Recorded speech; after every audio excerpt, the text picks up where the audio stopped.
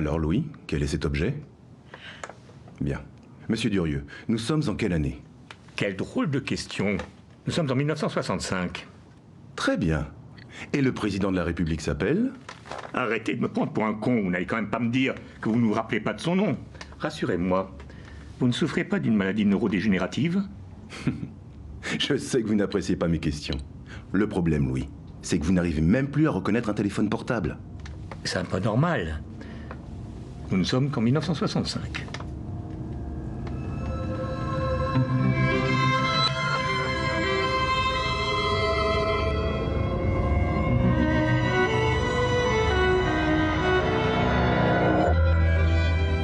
Bonsoir Nicolas. Bonsoir Mohamed. Ce sera peut-être l'une des sensations cinéma de cette année 2020, un court-métrage d'animation français, et les Français qui aiment le cinéma peuvent dire cocorico puisque c'est en lice pour les Oscars. Ouais, ce film du réalisateur français Bruno Collet s'appelle Mémorable et fait partie effectivement des 10 films encore en lice pour les Oscars, et autant dire qu'il a encore de bonnes chances d'être dans les listes définitives puisqu'il a déjà reçu à ce jour, Mohamed, 35 distinctions à l'international, dont le cristal du court-métrage au Festival international du film d'animation d'Annecy, c'était cet été. Le film porte un regard singulier sur un sujet sérieux, la maladie d'Alzheimer, et c'est aussi une formidable prouesse technique puisque ce film de 12 minutes mélange marionnettes animées et effets spéciaux en 3D créés par ordinateur. Et regardez justement comment sont créés les personnages.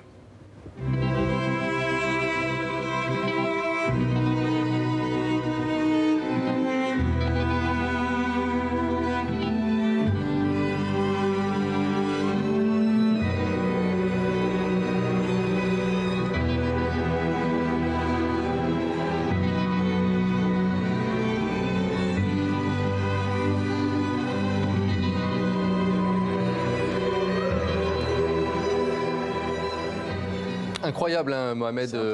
Un travail minutieux, en tout cas c'est un travail formidable et c'est un film formidable.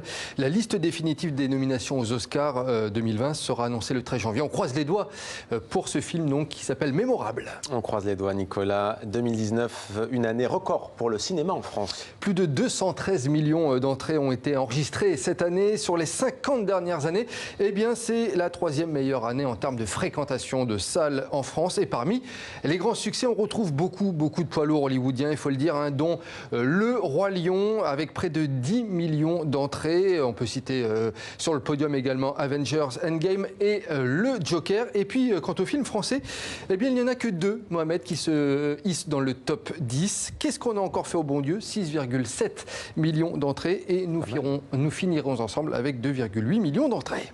Et puis Nicolas, une année sur une note de douceur, hein, on va la terminer en tout cas avec cette note de douceur. Les plus beaux clichés de nature et d'animaux du monde, compilés pour une exposition, c'est au Muséum d'Histoire Naturelle à Neuchâtel en Suisse. L'exposition s'appelle Wildlife Photographer of the Year. Elle présente les lauréats du 55e concours international de photographie qui est organisé par le Muséum de Londres. Alors imaginez, 48 130 photos reçues à ce concours, 100 nationalités représentées, 9 membres du jury qui ont sélectionné 100 images au total. Mais alors, quelles photos, hein, quelles images. Visite guidée justement de cette expo avec Théo Janet qui nous emmène aussi à la rencontre d'un plongeur photographe tout simplement passionnant. Regardez. Parfois drôle, émouvante, poignante, voire violente. La nature dans tous ses états à Neuchâtel, une expo, reflet d'un concours organisé pour la 55e fois par le Musée d'Histoire Naturelle de Londres. Et parmi les nominés, 2 Suisses, dont Michel Rogaud. C'est le concours de loin le plus important, photographie de la nature. Et bien sûr, c'est une vitrine fantastique. L'exposition est très bien visitée. Alors, pour moi, c'est un honneur d'être là. Le fribourgeois, qui vit aujourd'hui de sa passion, s'est spécialisé dans la photo subaquatique en eau douce. Je suis un peu privilégié peut-être d'aller à des endroits que pas tout le monde peut aller. Et là, c'est sous l'eau.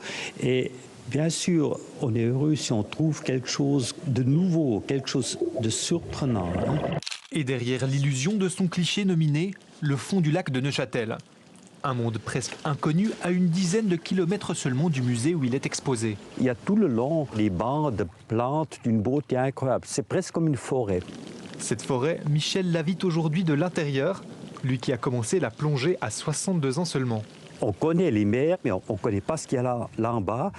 Et c'est cette curiosité qui est mon moteur, de trouver des images à des endroits où ce qu'on s'y attend vraiment pas. La nature, d'ici ou d'ailleurs, accessible à tous. Une victoire pour le musée d'histoire naturelle de Neuchâtel. Pour nous, accueillir une expo du National History Museum de Londres, c'est montrer que le musée il est inséré dans ce réseau de musées internationaux. Et puis on peut aussi proposer ce regard aux Neuchâtelois sans aller à Londres. Une nature drôle ou cruelle, car derrière certains clichés se cache une lecture plus sombre, comme cet instantané d'un infanticide chez des hippopotames au Zimbabwe. Exposition à retrouver donc au Muséum d'histoire naturelle de Neuchâtel en Suisse jusqu'au 5 avril prochain.